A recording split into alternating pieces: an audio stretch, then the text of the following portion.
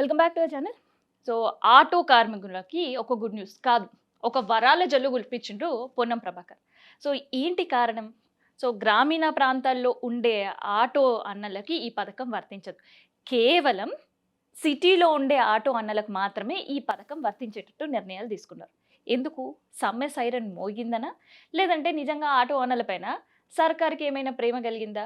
కార్మిక శాఖ ఒకటి ఉంది అని గుర్తుకు చేయడానికా? అసలు ఏం జరుగుతుంది? ఏంటా వరాల జల్లు? ఎవరు దీనికి ఎలిజిబుల్? ఇట్లాంటివన్నీ కూడా ఈ వీడియోలో మాట్లాడదాం. ముందుగా ఛానల్‌ని సబ్స్క్రైబ్ చేసుకోండి. సో, నిన్న సాయంత్రం 18 సంఘాలు కలిపి ఆటోలు, తర్వాత ఈ క్యాబ్స్, తర్వాత వ్యాన్స్ వీటన్నిటికి బ్రేక్ డౌన్ ప్రకటించారు. సో, అర్ధరాత్రి సమ్మెకి వెళ్తామని ప్రకటన చేసినారు నిన్న సాయంత్రం. సో, ప్రకటన విన్న వెంటనే పొన్నం సార్ ఏమన్నారో వినండి ఒకసారి. తెలంగాణ ఆటో కార్మికులకు సంబంధించి చాలా కాలంగా దీర్ఘకాలిక సమస్యలు ఉన్నమాట వాస్తవం. వాటిని గతంలో కూడా పరిష్కరిస్తామని చెప్పి దాని తదుపరి పని ఒత్తిళ్ల వల్ల వాళ్ళు మేము మళ్ళీ సమన్వయం కాకుండా పరిష్కారం కాలేదు. కానీ ఈరోజు రవాణా శాఖ కమిషనర్ ఇలంబర్తి గారి నాయకత్వంలో మా additional transport commissioner, joint transport కమిషనర్లు ఆటో కార్మికులతోటి చర్చలు జరిపిన సందర్భంగా ఈ సమ్మెను నివారించి ఆటో కార్మికులు ఎదుర్కొంటున్న సమస్యలు పరిష్కరించడానికి ప్రభుత్వం సానుకూలంగా స్పందించిన మాటని ఈ సందర్భంగా తెలియజేస్తా ఉన్నాను. ముఖ్యంగా ఒక అపోహ తెలంగాణ ఆటో కార్మికులు యాజమాన్ల మధ్యలో ఇబ్బంది కలిగింది. ఆర్టీసీ ఈవీ ఆటోలు కొంటుందనే ఒక దుష్ప్రచారం జరిగింది. అది అవాస్తవం. ఎక్కడ కూడా అటువంటి చర్చ కూడా జరగలేదు. మేము లాస్ట్ మైల్ కనెక్టివిటీ కావాలంటున్నాం తప్ప ఆటోలు ఆర్టీసీ ఎప్పుడు కొనుగోలు చేసే ప్రస్తావన రాదు అనేటువంటి మాటను మనవి చేసినాం.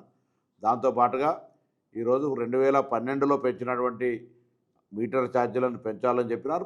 ప్రభుత్వం ఇన్ ప్రిన్సిపల్గా అగ్రి అయింది. అందుకు సంబంధించి వాళ్ళతోటి డిపార్ట్మెంట్ పరంగా చర్చలు చేసి త్వరలోనే అందుకు సంబంధించినటువంటి అధికారిక జీవోలు ఇవ్వడం జరుగుతుంది. దాంతోపాటుగా ఈరోజు హైదరాబాద్లో సంక్షేమ బోర్డును ఏర్పాటు చేయడానికి సంబంధించి కార్మిక శాఖతోటి దాని కొంత సెస్ రూపంలో దానికి సంబంధించిన కొంత రవాణా శాఖ, కార్మిక శాఖ కలిపి శాసనసభలో కొంత దానికి సంబంధించినటువంటి సవరణలు చేయాల్సినటువంటి దృష్ట్యా దాన్ని కూడా చేస్తామని ప్రభుత్వం తరఫున అంగీకరిస్తూ ఉన్నాం. సంక్షేమ బోర్డును ఏర్పాటు చేస్తామనేటువంటి మాట కూడా ఆటో కార్మికులందరికీ శుభ సందర్భంలో తెలియజేస్తాను. అదిగాక హైదరాబాదులో మరి రెట్రోఫిట్ కానీ కొత్తగా ఈవీ ఆటోలు కొనుక్కునే వాళ్ళకు ₹150,000 సబ్సిడీని ఇచ్చేటువంటి దాన్ని కూడా ఈ సందర్భంగా ప్రభుత్వం తరఫున వాళ్ళకు ప్రోత్సాహం ఇచ్చే కార్యక్రమం చేస్తాను. దాంతోపాటుగా మరి ఒక యాప్ ఉండాలి. ఏదైతే ఓలా, ఊబర్ లాగా ప్రభుత్వ యాప్ ఉండాలన్నారు. దానికి సంబంధించి ఐటీ శాఖతో సంప్రదింపులు చేసి తప్పకుండా ప్రభుత్వం తరఫున ఒక మరి యాప్ తెచ్చే విధంగా చర్యలు తీసుకోవడం జరుగుతుంది.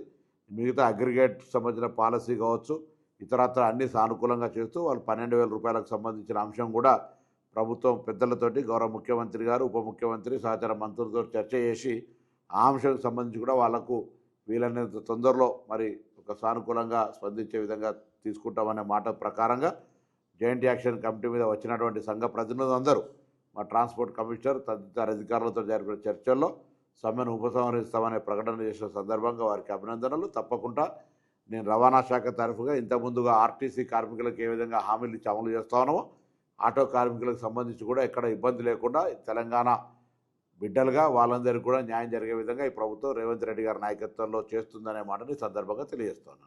సో, ఇట్లా సమ్మె సైరన్ ఘాటు ప్రభుత్వం వరకు చేరింది.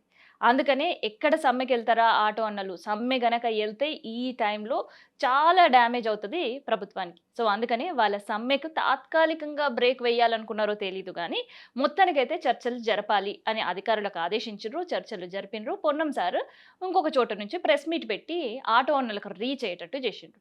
సో, ప్రెస్ మీట్లో ఆయన చెప్పింది ఏంటి వరాల జల్లు అంటే, ఒకటి, సంక్షేమ బోర్డుకి క్యాబినెట్ గ్రీన్ సిగ్నల్ ఇచ్చిందంట. సో, త్వరలోనే సంక్షేమ బోర్డు ఏర్పాటు కాబోతుంది. సో, సంక్షేమ బోర్డుతో వాళ్ళకు ఉండే కష్టాలన్నీ చెక్కబెడతామని. అండ్ రెండోది మీటర్ ఛార్జీలు. ఎప్పుడో 10 సంవత్సరాల క్రితం మీటర్ ఛార్జీలు పెరిగినాయి. ఇప్పటి వరకు ఎలాంటి మీటర్ ఛార్జీలు పెరగలేవు కాబట్టి ప్రభుత్వం దానికి సంబంధించి త్వరలోనే నిర్ణయం తీసుకుంటుంది. ఏంటి అన్నది ఒకసారి సమావేశం అయిన తర్వాత మేము దాన్ని ప్రకటించబోతున్నాం ఛార్జీలు అని చెప్పారు.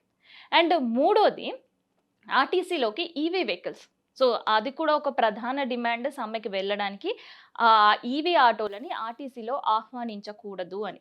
సో దానిపైన గూడా నోరు మెదిపిన పొన్నం సార్, లేదు లేదు అని చెప్పలేదు.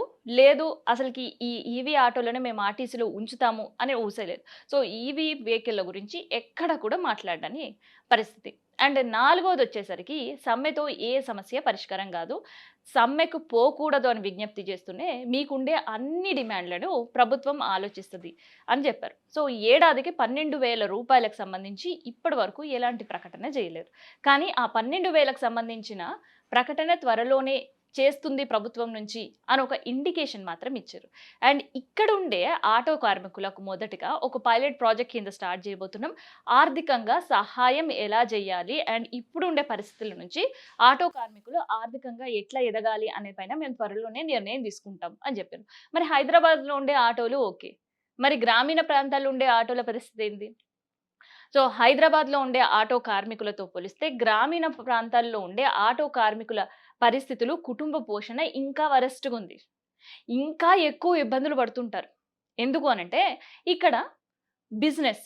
సో ఓలాలు పెట్టుకున్నా, ర్యాపిడోలు పెట్టుకున్నా, ఊబర్ పెట్టుకున్నా కాస్తో కూస్తో బిజినెస్ జరుగుతుంటది. సో ఇవేవి లేకపోయినా కూడా ప్రైవేట్ ఆటోస్ ఆ ట్రావెల్స్ లేదంటే గుడిమల్కాపూర్ మార్కెట్ అయినా, లేదంటే బేగం బజార్ మార్కెట్ అయినా, జనరల్ బజార్ అయినా సో ఇలాంటి మార్కెట్ దగ్గర గూడా వాళ్ళకి కాస్తో కూస్తో ప్యాసింజర్స్ దొరుకుతారు. మరి గ్రామీణ ప్రాంతాల్లోని ప్రజల పరిస్థితి ఏంటి?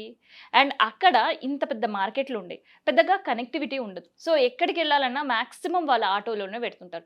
సో మార్కెట్‌కి వెళ్ళాలంటే దగ్గరలోనే ఉంటాయి కాబట్టి నడుచుకుంటూ వెళ్తుంటారు. సో అప్పుడు అక్కడ ఆటోల పరిస్థితి ఏంది? ఆటో కార్మికుల పరిస్థితి ఏంది? దీనిపైన ఒక్క మాట కూడా మాట్లాడలేదు Ponnam sir. So Ponnam Prabhakar sir దీని గురించి మాట్లాడేటప్పుడు గ్రామీణ ప్రాంతాల్లో ఉండే ఆటోల కార్మికుల సమస్యలను త్వరలోనే తీరుస్తామని చెప్పిర్రు తప్ప అసలు ఏం తీరుస్తారనేది ఒక్క ముక్క కూడా చెప్పలేరు. సో అందుకనే తాత్కాలికంగా మాత్రమే ఈ సమ్మెకు బ్రేక్ పడింది అని చెప్తున్నా.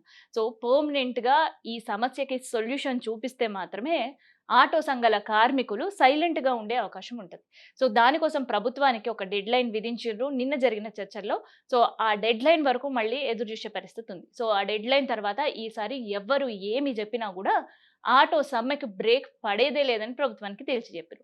మరి కేవలం క్యాబినెట్‌లో గ్రీన్ సిగ్నల్ ఇస్తే సరిపోయిందా? సో దాని ఏర్పాటు ఎప్పుడు అనేది అనౌన్స్‌మెంట్ కూడా చేస్తారా? అనేది చూద్దాం. సో ఆటో కార్మికులకు సంబంధించిన పరిస్థితులు ఎట్లా ఉన్నాయి? నిజంగానే ప్రభుత్వం వాళ్ళపైన చిత్తశుద్ధిగా ఉందనుకుంటున్నామా? లేదంటే వాళ్ళ డిమాండ్‌లు పరిష్కరించాలనే ఆలోచనతో బ్రేక్ వేసిండ్రా? లేదంటే సమ్మె వల్ల ప్రభుత్వానికి డ్యామేజ్ ఉంటదని బ్రేక్ వేసిండ్రా? అసలు ఏమనుకుంటున్నారని ఈ ఇష్యూ పైన మీరు కూడా కామెంట్ రూపంలో తెలియజేయండి.